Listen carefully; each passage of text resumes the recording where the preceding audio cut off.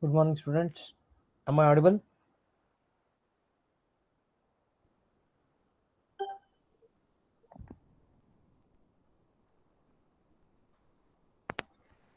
Am I audible?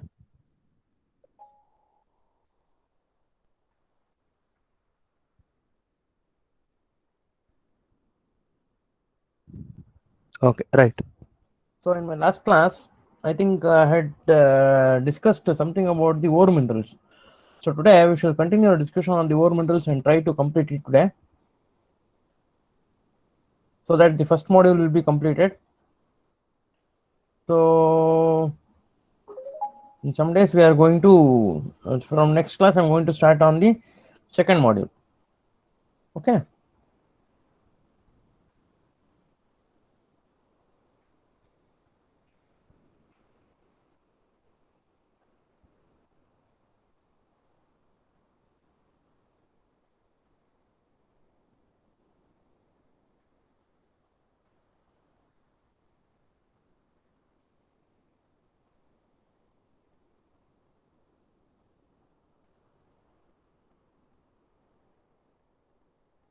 Okay. So hematite and magnetite were being discussed. Chromite was also being discussed, and today we shall start our discussion on the bauxite and the chalcopyrite. Okay, so what do you mean by a bauxite? So a bauxite is a one which is an important ore of aluminium. Okay, so bauxite is a one which is a very important ore of aluminium.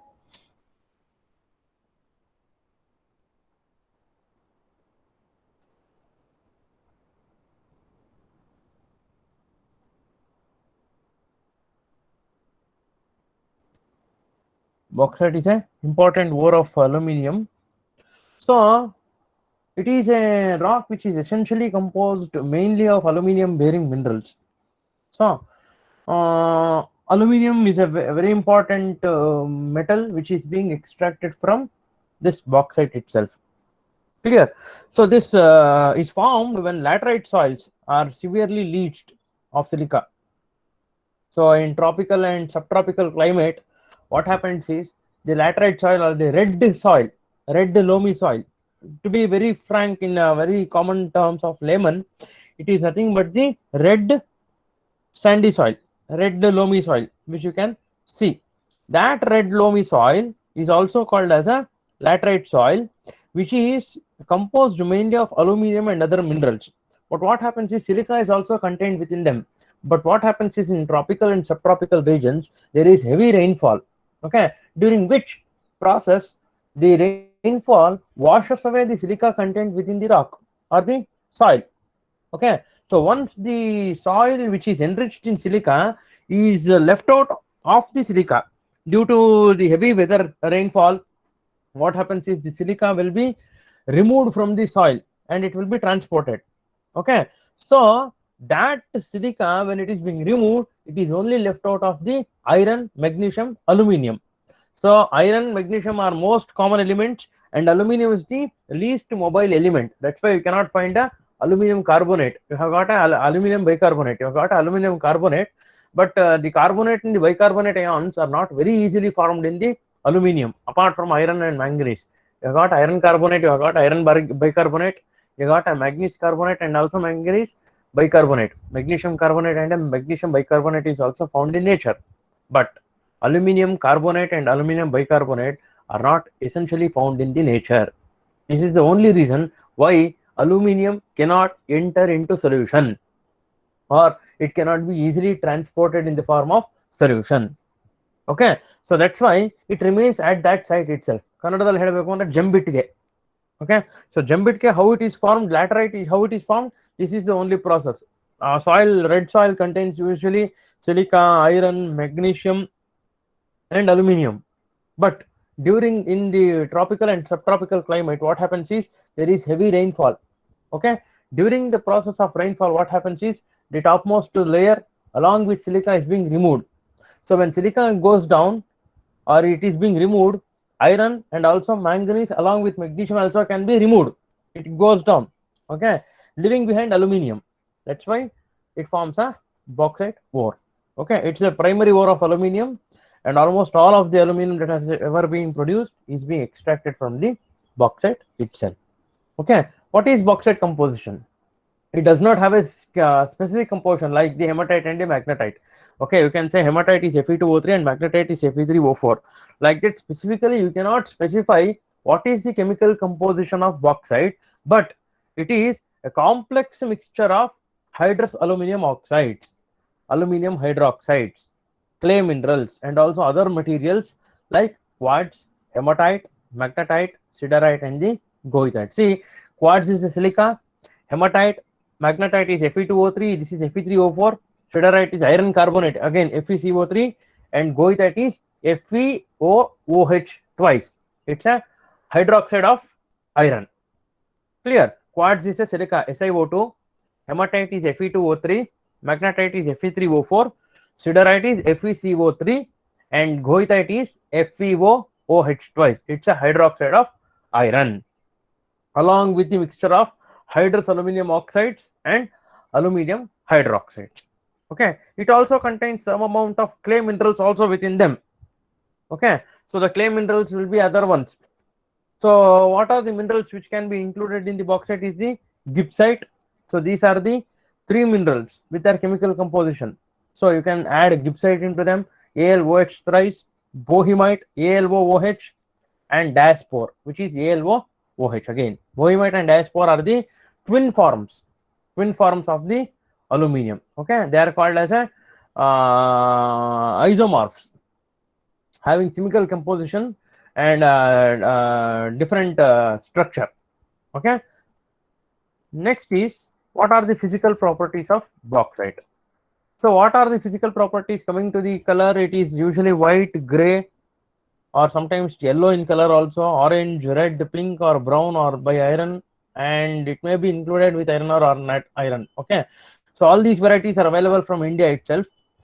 Streak is usually white, but when it is strained with iron, it can discolor. Okay, so luster is dull to earthy and apparent is opaque. Cleavages, they do not possess any cleavages, and hardness of 1 to 3. Usually they have got a hardness of 1.5. Okay, the specific gravity of the aluminum is 2 to 2.5, which is very low. Now, what are the diagnostic properties? So diagnostic properties includes the soft, low specific gravity, and also the color, and more importantly, it possesses a habit called as a piezolytic habit. Okay, so now what is this piezolytic habit? So piezolytic habit means it is the only habit by virtue of which you can identify the aluminum. Aggregation of fish eggs. So this question may be arise in the Viva also. Okay, examiner may ask you the question, what do you mean by piezolytic habit? This piezolytic habit means it is nothing but aggregation of fish eggs. Okay, so you can see how this bauxite, this you can see, this is how the fish eggs usually occur. Okay, fish eggs usually occur in this way itself. They are attached to one another in this way. This type of the habit is usually called as a piezolytic habit. Okay, it looks like a aggregation of fish eggs. So you cannot see a single composition, but you can see multiple compositions. You can see the iron oxides, you can see the magnesium oxides, you can see the white one, quartz, feldspars, everything, silica. So it is not a single mineral which is composed of a single composition, but it is a mineral which is composed of multiple compositions. Okay, now what are the chemical compositions? It is usually rich in aluminum oxides and aluminum hydroxides. It doesn't possess any crystal system. Some authors say that it possesses tetragonal crystal system, but it is not very sure that it does it really possess the tetragonal chemical crystal system. Okay, so now what are the uses? The primary ore of aluminum. Yes, it is a very important ore of aluminum. So synthetic bauxite is used as abrasive and as also fracking propellant. So what is fracking propellant means? Fracking propellant is always used in the rockets. Okay, rockets usually contain this propellant to make sure that it makes that the move out of the Earth's gravitational pull. Okay, so that's why it is a very lightweight propellant. Okay, so then it is used for the aluminum production. Yes, it is a principal ore of aluminum. So what they do is How do they produce aluminium? They first crush the bauxite and purify it using a Bayer's process. Nothing but they mix. How this Bayer process means, it is washed in hot solution of sodium hydroxide. What happens in Bayer's process means, the bauxite is usually washed in a hot solution of sodium hydroxide, NaOH. Then, during which the aluminium is being removed from the bauxite.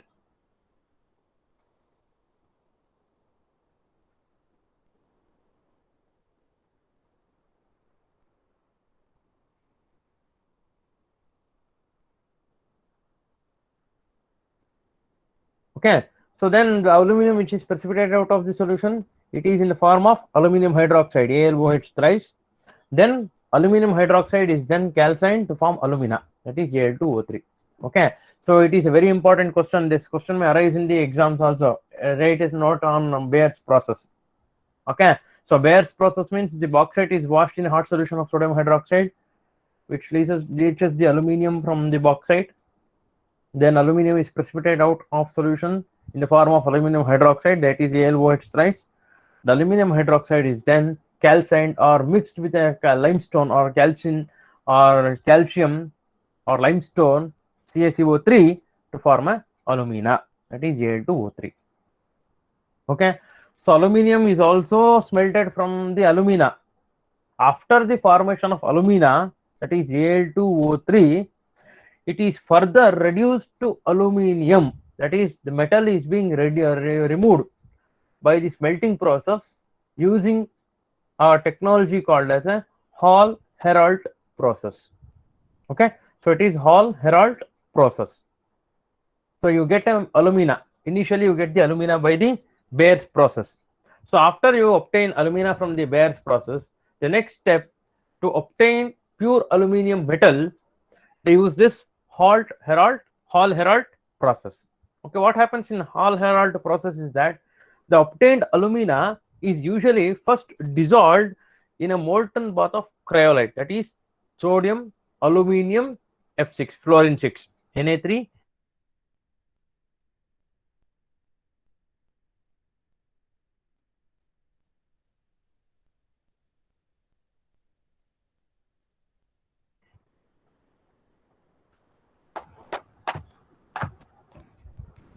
Okay, Hall-Héroult process. So molten aluminum, what happens is removed from the solution by electrolysis. This process uses enormous amount of electricity. Huge amount of electricity is required for this process. So aluminum is usually produced where electricity costs are very low. So much of the aluminum used in the United States is produced in Canada by using the hydroelectric power. You know that Canada has got a falls called the Niagara Falls, by virtue of which they produce a huge amount of hydroelectricity. So using this process by the electrolysis, the United States they use the Canada people use this process. Okay, in India you cannot find this process because it consumes lot amount of electricity, but wherein that amount of electricity is required, it is very difficult to obtain in India. Okay, so now use of bauxite as abrasive. Yes, the alumina which is calcined is a synthetic corundum. Corundum is a very hardest material apart from diamond. Next to diamond, below diamond, the most hardest material found on the earth is corundum. It has got a Mohs hardness of 9. Okay, so what happens is, you can see people who usually come near the houses, they bring a small mortar and they usually polish the knives and the other equipment, scissors, everything. Okay, sani hiಡಿಯಕ್ಕೆ ತಗೊಂಡ್ಬರ್ತಾರೆ ಅವರು, ಚಾಕು ಕತ್ತಿನೆಲ್ಲ. So that round mortar is usually, the stone is usually the corundum, which is used as a abrasive. Okay, so aluminum oxide, sandpaper, polishing powders, polishing suspensions are also made from the calcined alumina only. Okay, so sintered bauxite. What is a sintered bauxite? It is nothing but your bauxite which is obtained after sintering process. Okay, is usually used for sand blasting abrasive. Okay, it is also used for a sand blasting abrasive. It is produced by crushing the bauxite to a powder and then fusing them into spherical beads at a very high temperature. So these beads, usually these beads are in the form of very small beads which are very hard and very durable also. Okay, so these beads are then sorted by use by size for different types of sandblasting equipment and for different sandblasting applications also. Okay, so usually they are round in shape, so that's why the wear that occurs on the delivery equipment is always reduced. Coming to use of the bauxite as a propellant, see, sintered bauxite is also used as an oil field propellant. So what happens in drilling for oil and gas, natural gases, the reservoir rocks is often fractured by pumping fluids into the well under very high pressures. Okay, so what they usually do is the reservoir rock, you cannot simply blast the reservoir rock without any dynamite or anything like that, which you usually do for your open ground, open cast minings. Okay, so for the disintegration of the granite and other iron oxides, what they usually do is they usually employ dynamite blasting. Okay, but in oil and natural gas reservoirs, you cannot simply blast them using dynamite. Okay, it will cause huge explosion and other things. So what they do is usually they break that reservoir rock or fracture them by pumping the fluids at very high pressure. Okay, so what happens is that pressure will build up to very high levels and causes the shale reservoir rock to fracture. When fracture occurs, what happens is water and suspended particles, which are known as propellants, are rushed into the fractures and push them open. Okay, so what happens is just nothing but just how the injection is being put into our body. Okay, the liquid is not directly dropped into the skin, but they use the needle. Okay, once the needle goes inside, then they start pushing the fluid into the body. Similarly, when this pressure goes into the rock, then the propellants are being rushed into the fractures, which make them the openings, which widens the openings. Okay, when the pumps are turned off, the fractures close, trapping the propellant particles inside the reservoir. They usually close within themselves. Okay, and then the reservoir is not being fractured on a large scale. Small scale fracturing is usually required, but large scale fracturing is not required, so that the oil and natural gases goes out. Okay,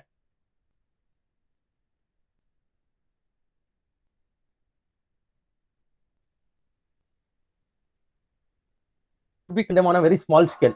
Okay, so then coming to the how exactly if an adequate number of crush resistance particles is remaining in the reservoir, the fractures will be propped open, allowing for flow of oil or natural gas out of the rocks into the well. So this process is usually known as a hydraulic fracturing. So hydraulic fracturing is also a very important question which may arise in your exams.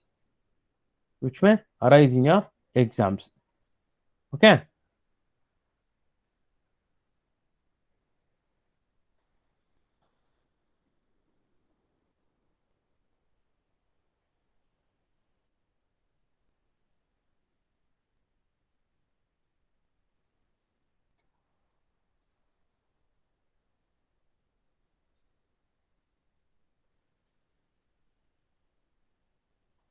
So this is how your bauxite usually looks.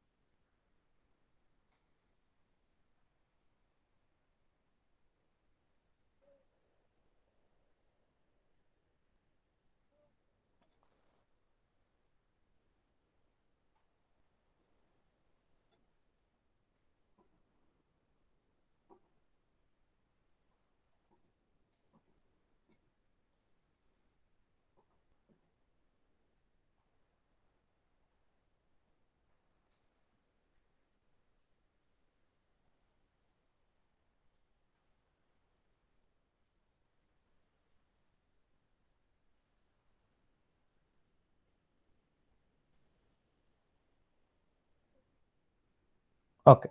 So then coming to the next important mineral is the chalcopyrite. So chalcopyrite is a brass yellow mineral with a chemical composition of CuFeS2, copper sulfide.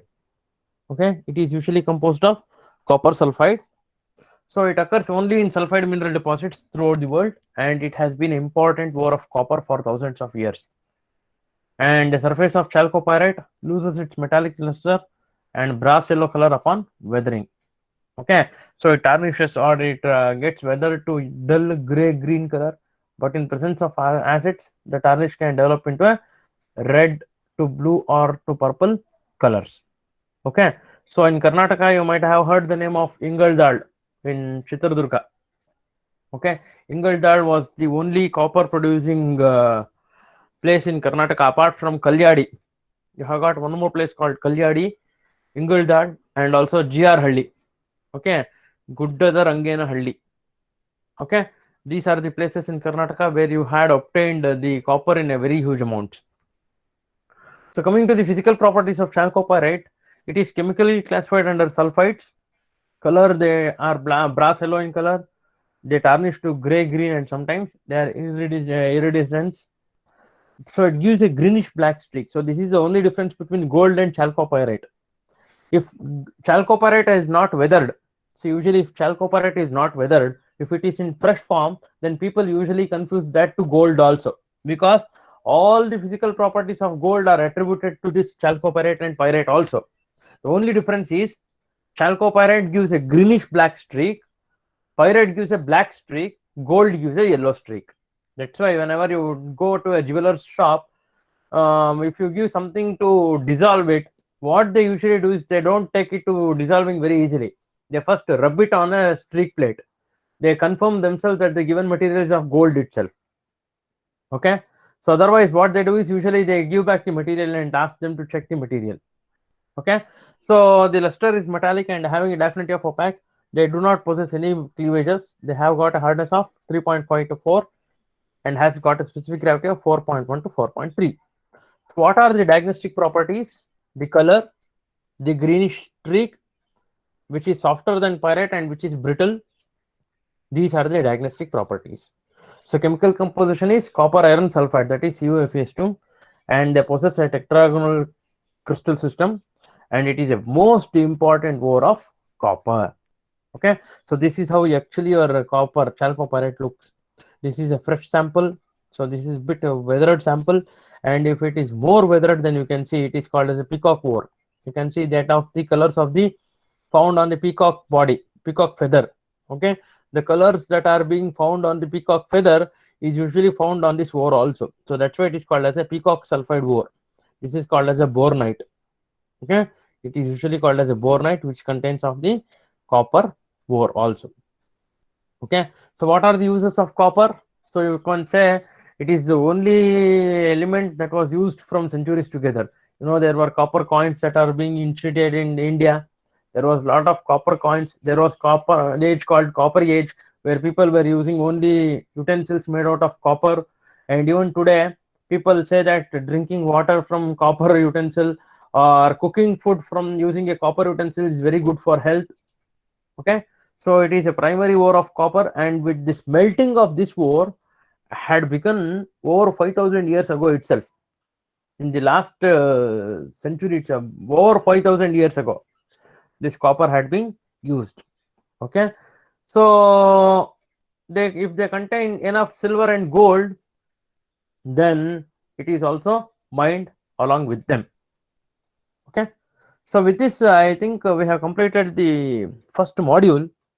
So I'm going to upload the notes and the PPTs into the Google Classroom by tomorrow.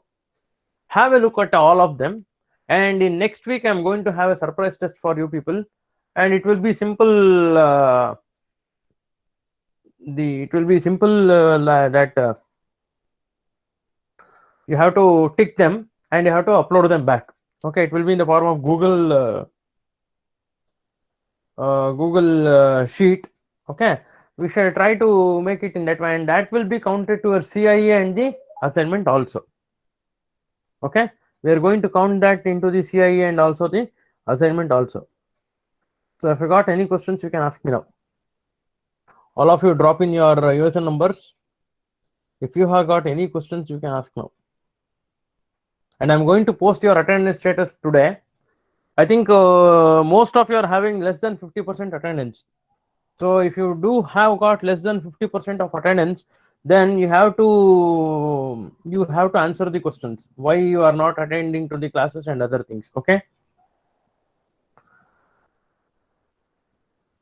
Most of you do not have got 100% attendance in all the subjects, not only my subject but also all the other subjects also. Make sure that you are going to attend to all the classes. Okay. And if you have got any questions, you can freely ask me.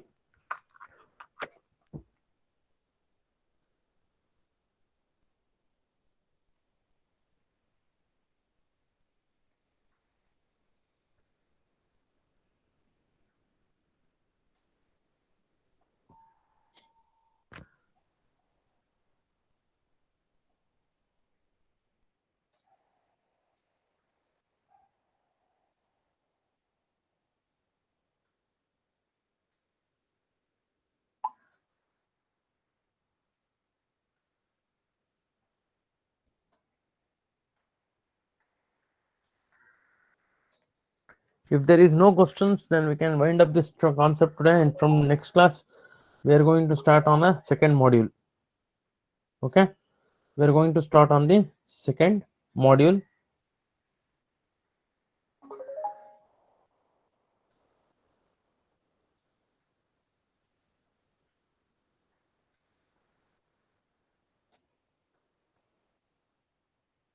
Thank you.